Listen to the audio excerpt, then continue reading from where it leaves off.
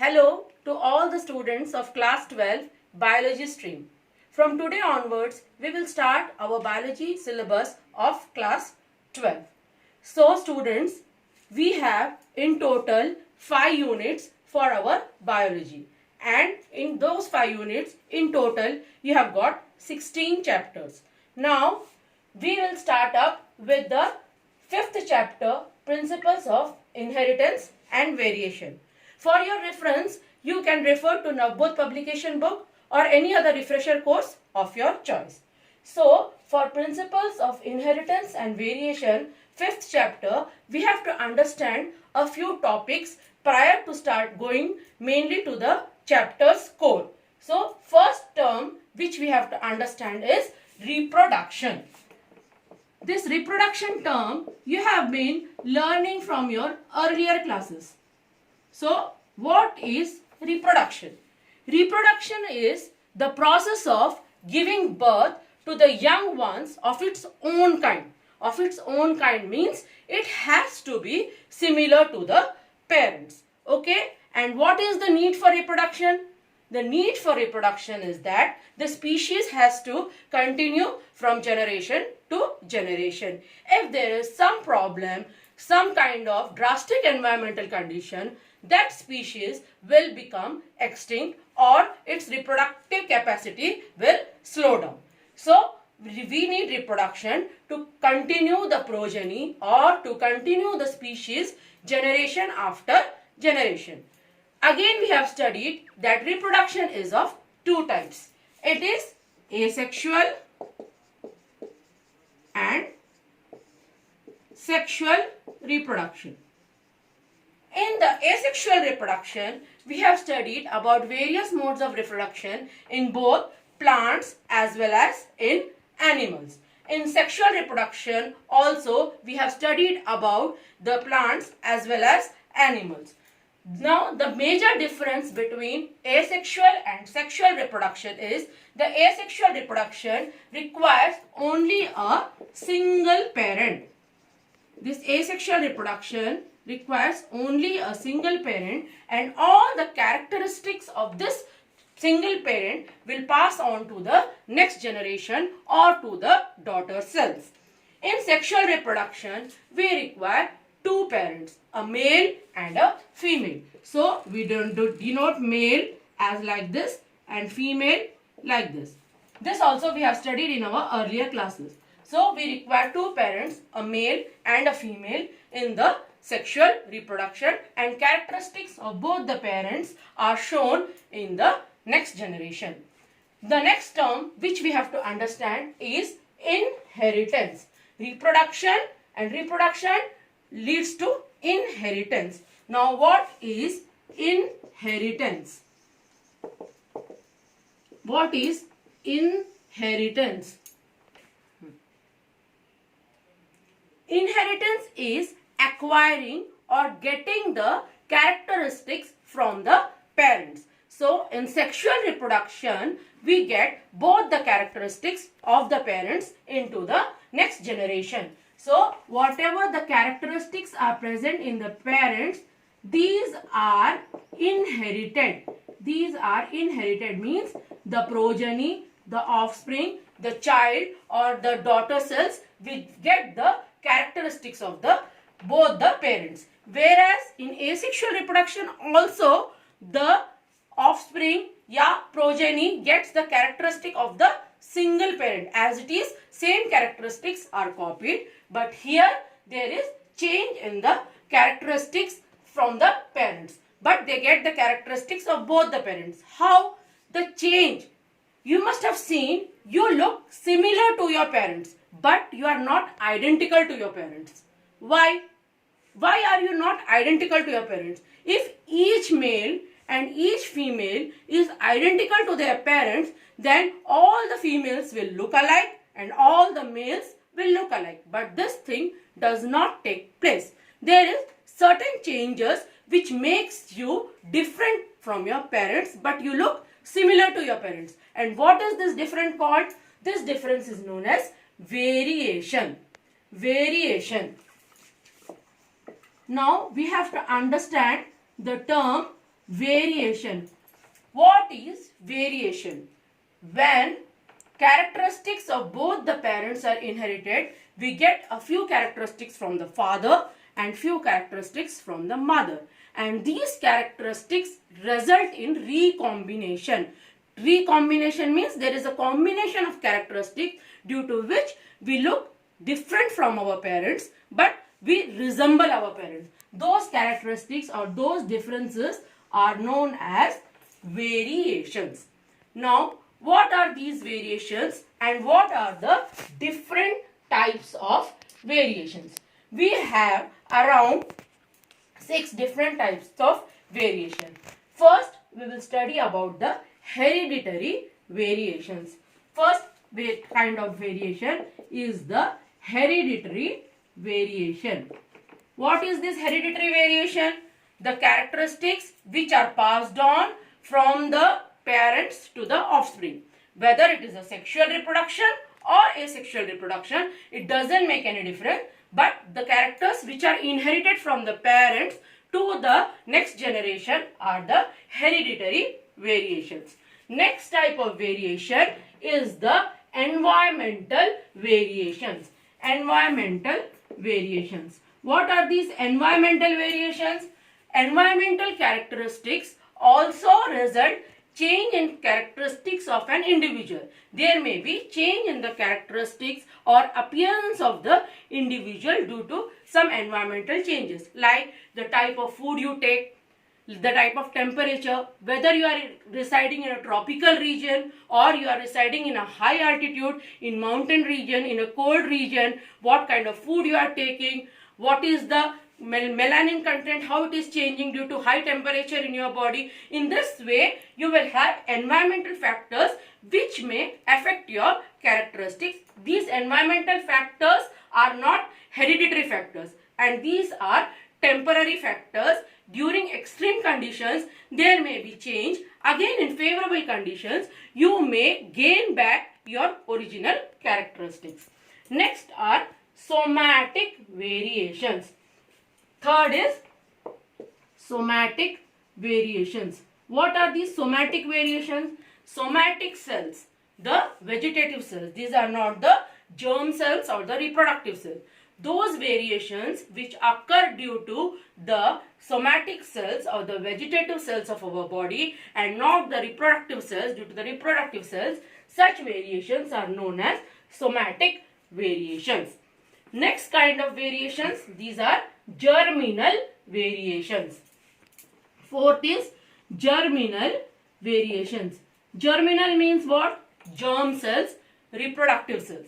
When the male and female gametes unite, it results in embryo which develops into a fetus. That fetus, when it becomes a child or an offspring, whether it is a mammal or humans or some other animals, that germinal variations are due to the male and female gametes fusion, and that those reproductive variations are known as germinal variations. Next, we have continuous variation. Continuous variation. What do you mean by continuous variation? For example, if you see human beings, you find very short-heighted humans, very tall humans, some intermediate heights, some even more intermediate individuals between the short height and the medium height. Again, between the medium and tall, some other heighted people. So, many variations which are continuously there is variation in the height of the people, and also skin color. You find very fair people, whitish complexion people, dark people, very dark people. These all are the continuous variations which may occur due to the environmental conditions also. This environmental variations may be sometimes directly proportional to the continuous variations which are taking place in an individual. Next, we will have discontinuous type of variation. This discontinuous type of variation will show both extreme conditions like tall, short. In plants we can find that. Unless we prefer to have some recombination in plants, or we are purposely doing it, there will be a tall plant or a short plant. These kind of variations are known as the discontinuous variations. Now, after knowing about the different kinds of variations like hereditary variations, environmental variations, somatic variations, germinal variations, continuous and discontinuous variation, now we will learn about the importance of variation. Why this variation is necessary? The first thing is variation will give rise to new traits or new characteristics. Sometimes it may also give rise to few intermediate forms, and these intermediate forms may have some of the characteristics which are better than the parents, like disease resistance characteristic or some kind of skin color, whether it is in animals or in plants, like meat yielding animals, high yield of crops in plants. Such kind of characteristics, intermediate characteristics also we can find in the progeny after the variations. Next, that variation which is occurring will give an identity to the species. It will give a particular identity to the species. Okay? And this also plays a major role in evolution. It will be added up in evolution, where it will play a major role in evolution. Now, we have to understand the study of variation, inheritance, heredity, and all these characteristics study, and this branch which deals with the study of inheritance, variation and heredity is known as genetics. This is known as genetics, and this term was for the first time coined by Bateson. This term was first coined by Bateson, where he has told about the study of inheritance, variation, characteristics, how the characteristics are passed from one generation to the next generation, and when these characteristics are passed, what are the changes that are occurring, what are the favorable changes, what are the unfavorable changes, we study in this branch of science which is known as genetics. Now, some of the scientists had some views about heredity. They gave some theories which are not acceptable now, but these are the assumptions given by some of the scientists. Now, the first one is the moist vapor theory. This moist vapor theory was given by Pythagoras. What he stated in the moist vapor theory is that organs of all the organisms, whether they are male or female, it is made up of some kind of moisture or vapor, and these combine to give rise to new progeny. This was said by Pythagoras in moist vapor theory. Next, fluid theory. They said that there are fluid in the organisms. Some kind of fluid is present in the organism. This theory was given by Empedocles, and he said that this fluid which are present in the male and female or either of the parents in asexual reproduction also, these fluids gave rise to organs in the next generation.